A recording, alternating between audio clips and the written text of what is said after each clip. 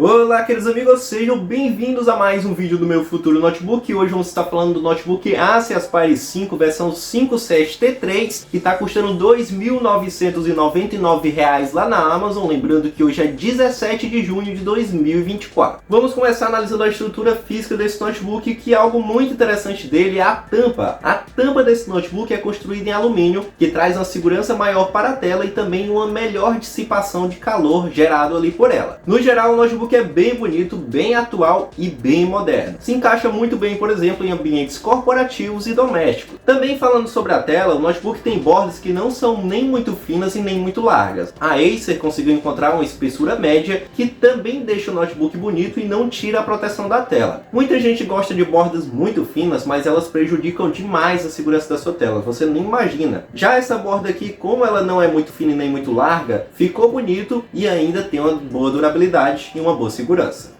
Também ao redor dessas bordas você pode encontrar protetores de fechamento que impedem que a tela se choque diretamente com o teclado. Na parte de cima do notebook nós temos ali um webcam e um microfone que não são de boa qualidade como a maioria dos notebooks do mercado. Como eu sempre digo, se você utiliza o notebook para trabalhar com chamadas de vídeo, com gravação em reuniões, compre um webcam externo e assim você vai ter uma qualidade boa de áudio e de imagem. Mas esse notebook também tem seus pontos negativos. Ele tem dobradiça de canto, que é um tipo de dobradiça que dura menos, não significa que vai durar um mês, 2 meses, 3 meses, tá? Dura um pouco mais de um ano, mas se você usar da maneira incorreta, ela é bem mais frágil. Sempre procure abrir o notebook do centro para cima e assim, além de ajudar na durabilidade geral do notebook, também ajuda nesse tipo de dobradiça. Outro ponto negativo é que na estrutura do notebook você não consegue encontrar um desnível ou uma aba que ajude na abertura dessa tela, podendo dificultar no dia a dia o uso do notebook, né? Você pode ver que esse notebook que está aqui, ó, ele tem uma abinha lá em cima que ajuda a abrir. Esse da Acer aí do vídeo, infelizmente não tem nada para ajudar, então vai dificultar realmente abrir ele no dia a dia. Fica a dica, dona Acer, coloca aí ó, um desnívelzinho, uma pequena abinha que já ajuda demais. Quanto ao teclado desse notebook, é um teclado bem completo. Tem tanto teclado normal como teclado numérico e várias teclas multimídias para você utilizar. Um recurso muito interessante é a tecla FN mais F, que você consegue trocar o modo de refrigeração desse notebook. Por exemplo, se você quiser um notebook mais silencioso, você pode trocar o modo. Se você precisar que ele resfrie mais, você também consegue trocar esse modo.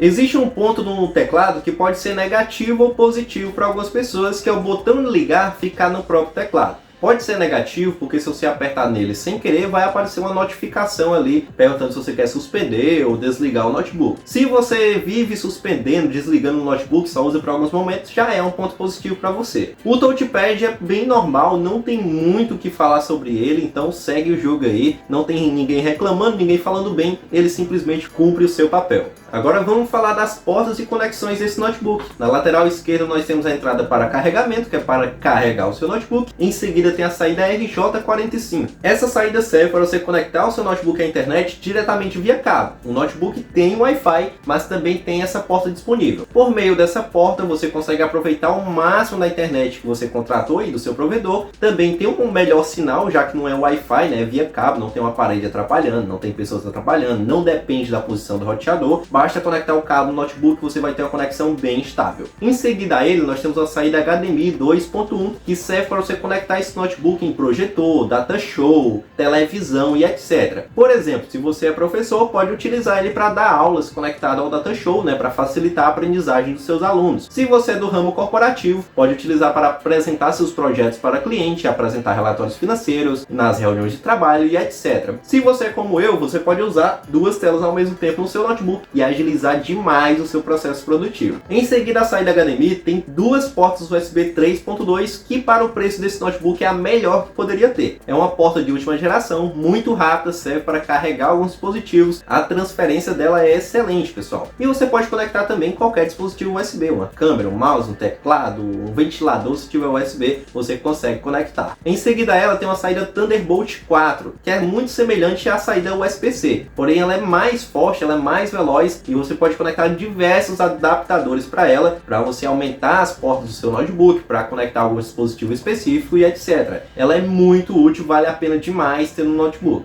Na lateral direita a gente tem uma saída Keystone Lock, eu não tenho aqui para mostrar para vocês, mas é uma espécie de cadeado para prender o notebook e praticamente ninguém usa esse recurso, muitas poucas pessoas. Em seguida ela tem mais uma saída USB 3.2, isso mesmo, o notebook tem 3 saídas USB 3.2 padrão. Isso significa se você conectar um teclado e um mouse ainda sobra espaço para conectar um pendrive, um celular, um SSD externo, seja o que for. É bastante porta nesse notebook. Em seguida a ela você tem um combo de áudio que serve para você conectar um microfone e fone de ouvido, né? Só que você não consegue conectar um microfone sozinho, você precisa ter aquele fone de ouvido com microfone que tem uma entrada única, ou então ter só o fone, né? E no caso você só consegue escutar. Se você for conectar só um microfone, você precisa de um adaptador, infelizmente. Bora falar agora das especificações técnicas desse notebook, mas não fuja desse vídeo, vou falar de uma maneira que todo mundo possa entender. Esse notebook tem um processador Core i5 12450H. Se você vê um processador com o final H, é um baita processador, ele é voltado a alta performance, ao poder de fogo mesmo, a trabalhar pesado. Porém, tem lado positivo e lado negativo. O lado positivo é que ele tem um desempenho excelente, mas o lado negativo é que ele não economiza bateria. Eu vou falar da bateria desse notebook daqui a pouco, tá? Mas para você entender a linha Intel, você precisa entender todos os processadores dela. Não se preocupe, eu vou falar rapidinho. O Celeron e o Pentium são dois processadores da Intel bem básicos, que é só para estudar. Se você vê esse processador no mercado, aquele notebook só serve para estudar, nada além disso. Celeron e Pentium. O i3 já serve para você adentrar no mundo do trabalho, trabalhar com Word, um Excel, um PowerPoint, editar uma foto no Canva, etc. Mais ou menos o processador mais básico de entrada que atende a maioria das pessoas. Depois tem o i5, que é o processador do notebook desse vídeo, que ele dá conta de tudo. É o famoso pau para toda obra. Dá para você editar um vídeo básico, até um pouco intermediário também, dependendo do software. Dá para você trabalhar com edições, né, de texto, de imagem também dá para você editar. Logicamente que o notebook não foi feito para isso, a tela dele também não é boa para isso, mas no geral, quando o notebook se sai bem com esse tipo de software, ele se sai bem com muita coisa. Vai ser bem fluido para você utilizar no dia a dia, para acessar Facebook, para editar foto no Canva, Adobe Express, fazer os mais diversos tipos de uso. Seria um processador custo-benefício, ele dá conta de tudo, tá? De tudo assim, da maioria das coisas, não de uma renderização 3D, de trabalhar com a renderização de projeto de arquitetura, não é isso, tá? Mas com a maioria das coisas do mercado é um processador que vai dar conta de boas. Porém, ele não faz tudo muito bem também. Para esse tipo de tarefa mais difícil, como a edição de projetos arquitetônicos, AutoCAD, etc., já depende de um notebook mais poderoso que viria com o processador i7 ou o processador i9. O caso desse vídeo é um processador que vai ajudar praticamente todo mundo, tá? É um processador que dá conta dos mais diversos tipos de trabalho, resumidamente. Em seguida, a gente tem uma memória RAM de 8 GB DDR4 3200 MHz, você pode expandir até 32 GB. São dois slots, dois ocupados com 4 GB. Para você entender o que é a memória RAM, eu me avancei um pouco aqui, porque tem gente que precisa dessas informações, tá? Mas não se preocupa se você não entendeu. A memória RAM, pessoal, é basicamente um tipo de memória não permanente que não dá para salvar música, foto, vídeo, nada disso nela. Ela só serve para você abrir aplicativos e manter eles abertos ao mesmo tempo. Por exemplo, você abriu o YouTube e o Facebook e está usando os dois ao mesmo tempo, você está usando a memória RAM. Quando você fecha eles, você já libera ela. Geralmente o seu notebook vai travar, qualquer notebook do mercado, quando você encher essa quantidade de memória RAM, porque aí você não consegue abrir mais nada, você tem que fechar tudo e aí ele volta ao normal. Para você encher isso, você precisa abrir vários aplicativos ao mesmo tempo e manter eles abertos até encher, ou então abrir um aplicativo muito pesado. Por exemplo, o Adobe Photoshop, muita gente conhece, né, porque faz as montagens, etc. A pessoa tem uma barrigão e deixa bem coisadinho. Pois é, aquele programa ali geralmente consome bastante memória RAM, e se for um projeto muito difícil de executar, ele vai travar nesse notebook por conta da quantidade de memória RAM. Mas, se você precisar aumentar essa quantidade, tem 32 GB livres ainda para você adicionar. Lógico que você tem que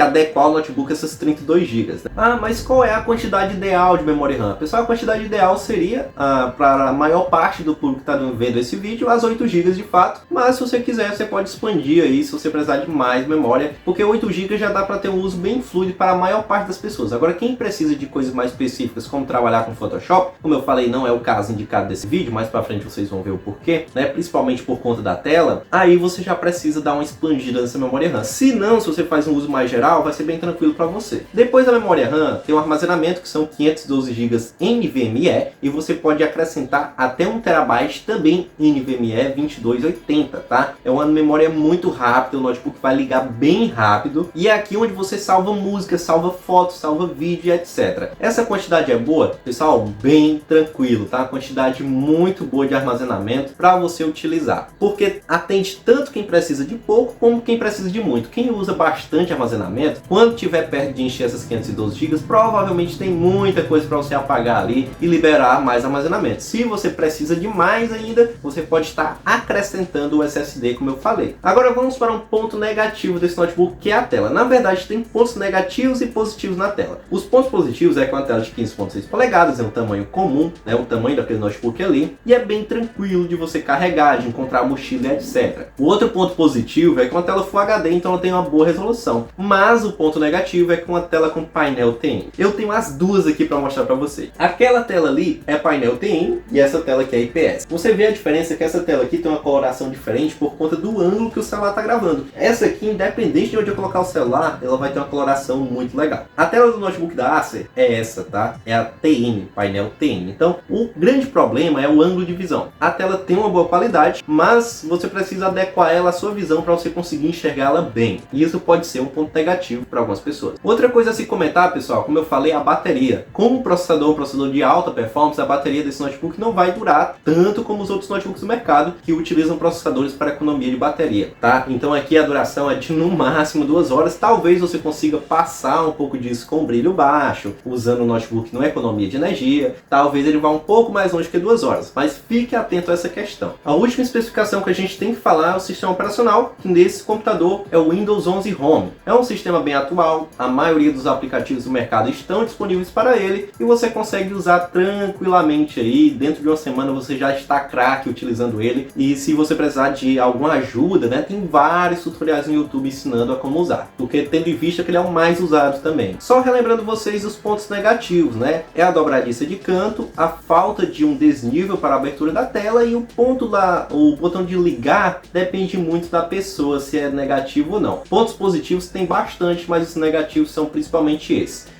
Quanto às avaliações de quem comprou o notebook, a maioria avalia muito bem, mas o pessoal pontua a questão da bateria. Provavelmente porque compraram sem se atentar que era um processador da linha H, né, de uma linha de alta performance. Se você for comprar esse notebook, não sei para qual motivo você vai comprar, se é para trabalho, se é para estudos e etc. Eu espero que seja um uso abençoado e um equipamento que chegue na sua casa em bom estado, sem precisar de devolução, sem dor de cabeça. Se Deus quiser que chegue em bom estado, né, que não te dê dor de cabeça realmente nenhuma. Eu não gosto disso. Eu espero que chegue perfeitamente, só para você usar, fazer o que você tem que fazer e dar tudo certo. Essa é a minha vontade. Antes de você ir embora, se atente aqui ao momento com Deus, tá? Se quiser ir embora é uma opção sua, mas se você não quiser, você não está perdendo nada. Hoje vou falar sobre o Salmo 62:7, que diz o seguinte: em Deus está a minha salvação e a minha glória, a rocha da minha fortaleza e o meu refúgio estão em Deus. Aqui se trata, pessoal, o salmista falando que ele confia a vida dele a Deus, a rocha dele, a fortaleza dele é o Senhor. Hoje eu tenho aplicado isso na minha vida e tem dado certo. Logicamente eu falho uma vez ou outra, como qualquer ser humano, mas enquanto eu estou com ele, enquanto eu estou confiante nele, as coisas têm funcionado bem para mim, eu tenho vencido o medo, tenho ultrapassado barreiras que eu jamais imaginei que eu ultrapassaria. Deus é muito maravilhoso e faz uma grande diferença na nossa vida. E eu gostaria de relatar isso para você, para que ele possa fazer uma diferença na sua vida também. Procure uma igreja, principalmente a igreja mais próxima da sua Bíblia. Hoje em dia tem muita igreja só voltada a dinheiro, igreja só voltada à evolução, à superação. Não é bem assim. Deus tem a verdade. Procure igrejas que falem a verdade. Dá uma lida na Bíblia, Provérbios,